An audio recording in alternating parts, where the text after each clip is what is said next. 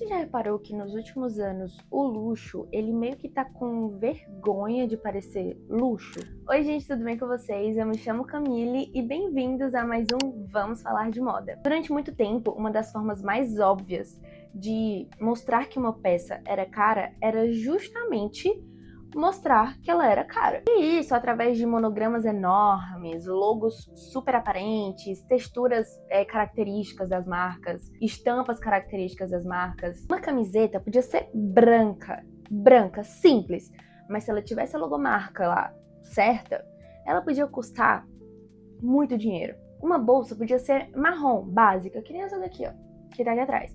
Mas se ela tivesse o formato certo e a marcação com a logo certa, ela podia custar centenas de dólares, milhares. Então, de repente, o luxo mudou a linguagem, mudou como ele se mostra para o mundo, como ele comunica que ele é luxo para o mundo. E o que antes era uma ostentação, hoje em dia se tornou algo discreto. A mensagem que alguém gostaria de passar antes, do tipo, olha o que eu tenho e você não tem, virou um, se você sabe, você sabe. E é aqui que começa o nosso grandíssimo questionamento. O Quiet Luxury, ele é realmente uma forma mais autêntica do luxo, ou ele é só uma estratégia de marketing para vender roupas extremamente caras, mas que são básicas?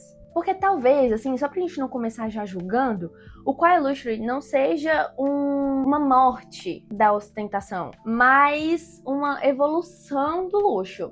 Talvez seja isso, a gente vai analisar nos próximos capítulos. E para entender isso, a gente precisa voltar 100 anos no tempo com George Simmel. A galera aí da moda com certeza já ouviu falar, e acho que não só da moda, né? A galera da filosofia e sociologia no geral, porque ele era um sociólogo alemão que criou as suas teses ali no começo do século XX. Dentre as muitas clássicas obras de sociologia e filosofia publicadas por ele, né, escritas por ele, nós temos a moda. É a obra, né, onde ele analisa a moda não só como um fenômeno estético, mas como uma forma social e psicológica de interação. Ele argumenta que o fenômeno da moda ele é guiado por duas forças contraditórias. Uma é a necessidade de imitação e a outra é a busca por diferenciação. Ele explica que a moda chega primeiro para as classes de elite e ela vai gotejando nas outras classes abaixo dessa. Dei muito spoiler, tá? Das próximas coisas que a gente vai falar. Antes de falar do Quiet Luxury especificamente, a gente vai falar um pouquinho de status. A moda, ela vai comunicar quem você é, a que grupo você pertence, a que grupo você quer pertencer, e eu acho que principalmente a quais grupos você busca se diferenciar. E como eu já dei uma pequena palhinha para vocês antes, esse é o pensamento principal de George Simmel. Para ele, a moda, ela vive num pêndulo, sabe? Numa certa contradição onde eu quero pertencer a um grupo, mas não a todos os grupos. Eu quero me diferenciar das pessoas, mas não de todas as pessoas. A gente quer ser diferente, mas ao mesmo tempo a gente quer ser igual a pessoas específicas. E a moda bondosa que é, nos ajuda a resolver esse paradoxo criando códigos compartilhados. O que seriam códigos compartilhados? Seriam uma mensagem específica que um grupo vai comunicar.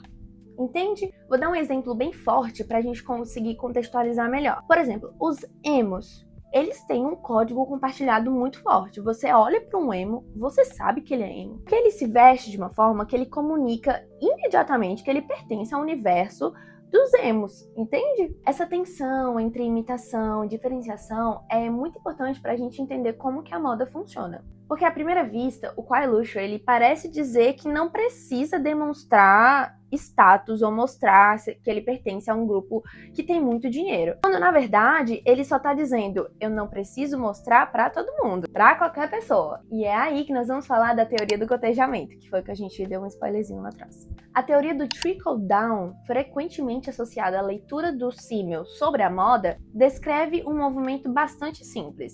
Um grupo social adota um código específico, outros grupos observam e aí eles imitam, adaptam e reproduzem. E quando esse código ele deixa de ser exclusivo, a classe original, né, que deu aí o início a esse código, ela busca novas formas de se diferenciar. Imagina que, sei lá, uma bolsa, um sapato, um acessório, um estilo de vida seja associado a elite. E até então, esse código ele é visto como um símbolo de diferenciação.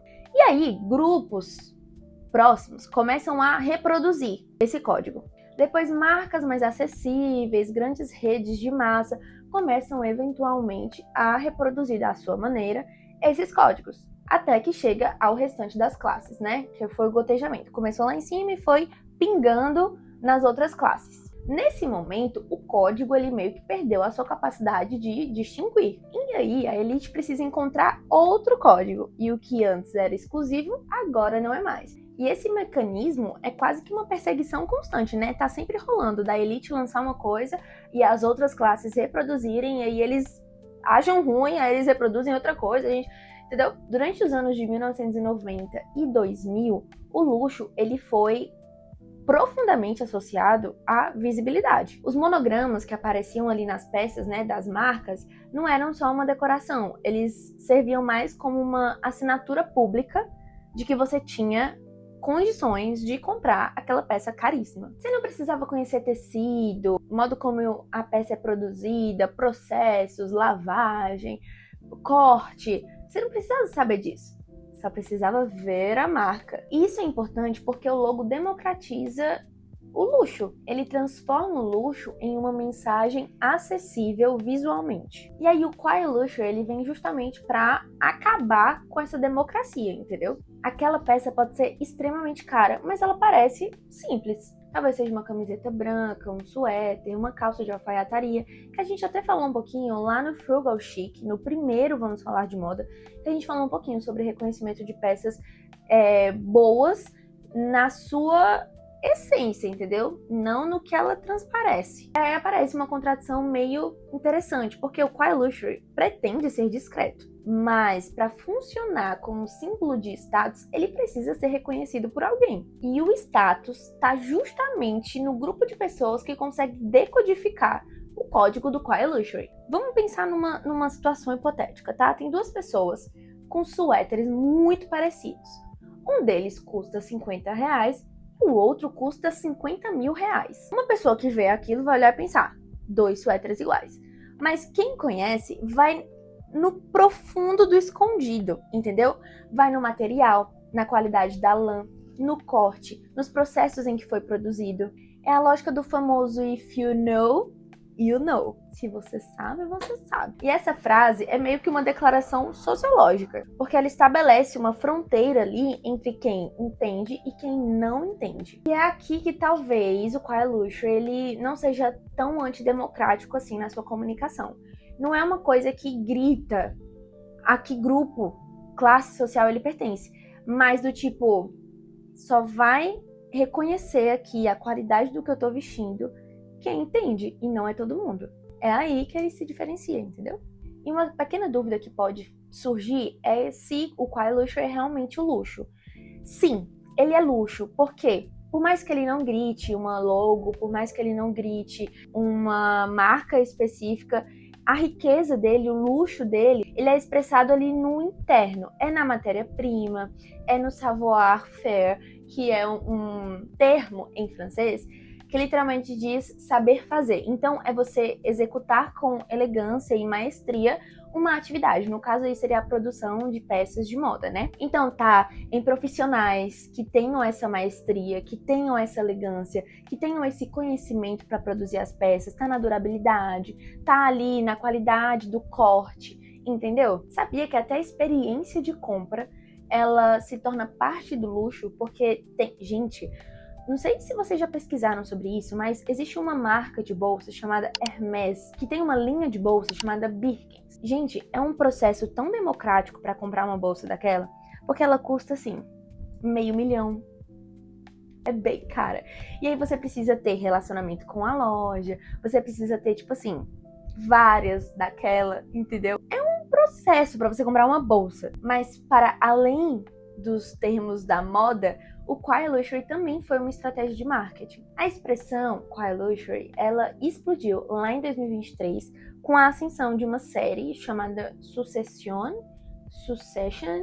não sei dizer muito bem, e por algumas celebridades, né, a galera da elite realmente, e por uma valorização de peças mais discretas, entendeu, para vestir. E aí essa ideia passou a ser associada com riqueza, herança, entendeu, ali com o old money, entendeu? A ideia de uma riqueza meio silenciosa, meio discreta, meio sutil, entendeu? E o mercado da moda, da publicidade, do marketing, que não é besta nem nada, captou rapidamente. Porque o Quiet Luxury é uma estética extremamente vendável.